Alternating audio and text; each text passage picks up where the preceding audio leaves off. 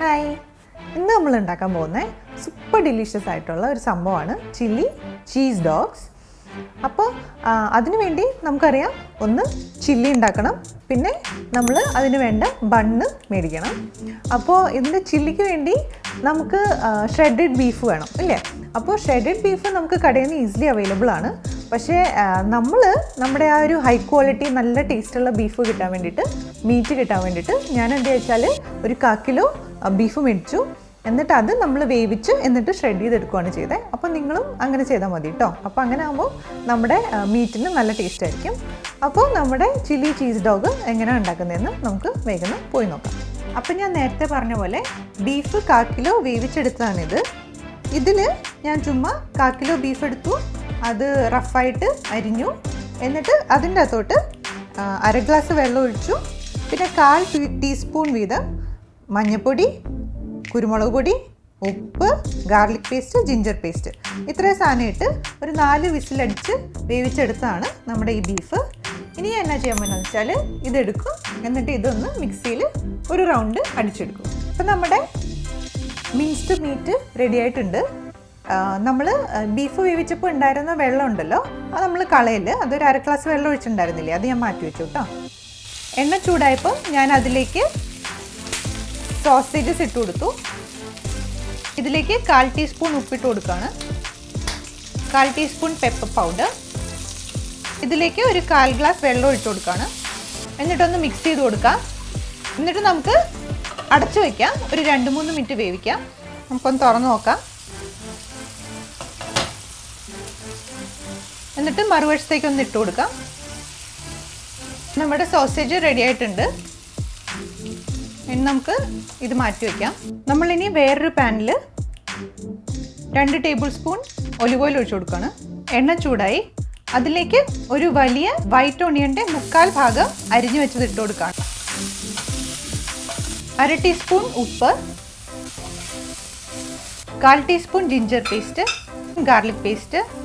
ഇപ്പോൾ നമ്മുടെ onion golden brown ആയി തുടങ്ങി, അത്രയും മതി. ഇനി നമുക്ക് തീ കുറച്ച് വെച്ചിട്ട് നമുക്കിതിലേക്ക് പൊടികളൊക്കെ ഇട്ട് കൊടുക്കാം.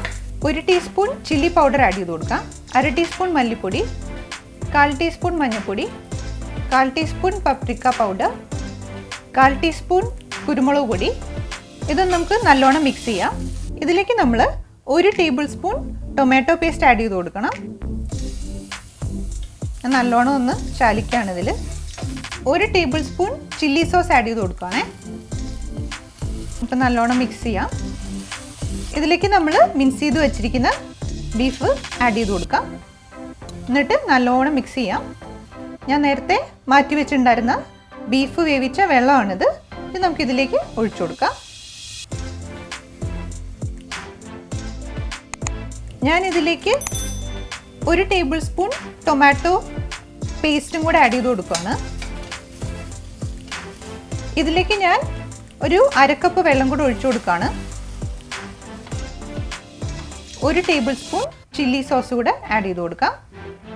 ഞാൻ നേരത്തെ ഇട്ടപ്പോൾ കുറച്ച് എരിവ് കുറഞ്ഞു പോയതുകൊണ്ടാണ് ഞാനിപ്പോൾ അഡീഷണലായിട്ട് ചില്ലി സോസ് ഇട്ട് കൊടുക്കുന്നത്. ഇപ്പോൾ നമ്മൾ ഉദ്ദേശിച്ച പോലെ ആയി വരുന്നുണ്ട്.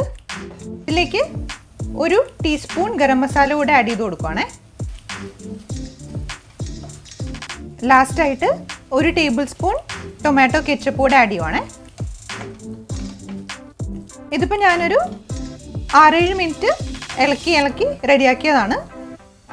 എരിവൊക്കെ നിങ്ങളുടെ പാകത്തിന് ഇട്ടാൽ മതി. ഞങ്ങൾക്ക് ഇച്ചിരി എരിവ് കൂടുതലാണ് ഇപ്പോൾ ഇട്ടിരിക്കുന്നത്. ഓക്കെ, അത്രയും മതി. നമ്മുടെ ചില്ലി റെഡിയായി.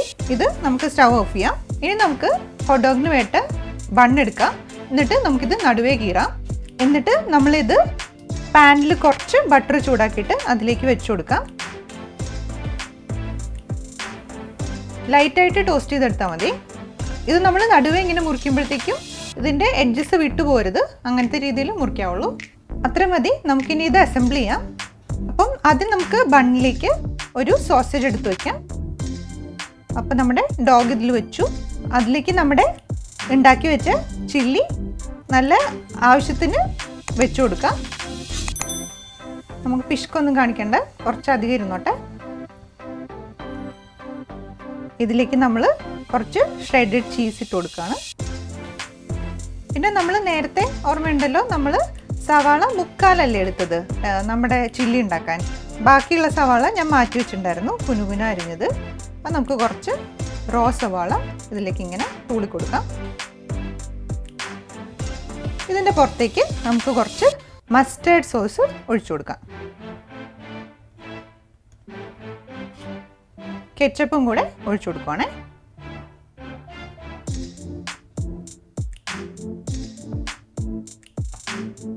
അത്രേ ഉള്ളൂ, നമ്മുടെ ഹോട്ട് ഡോഗ് റെഡി ആയിട്ടുണ്ട്. ചില്ലി ചീസ് ഡോഗ് റെഡി ആയിട്ടുണ്ട്.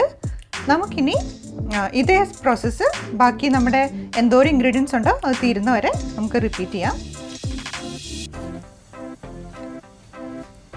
അപ്പം നമ്മുടെ spicy steamy chilli cheese dog ready ആയിട്ടുണ്ട്. നിങ്ങളെല്ലാവരും ഇത് ട്രൈ ചെയ്ത് നോക്കുക, എന്നിട്ട് അതിൻ്റെ കമൻറ്റ്സ് തന്നെ അറിയിക്കുക. നമുക്കപ്പോൾ ഇനി അടുത്ത വീഡിയോയിൽ കാണാം. ബൈ.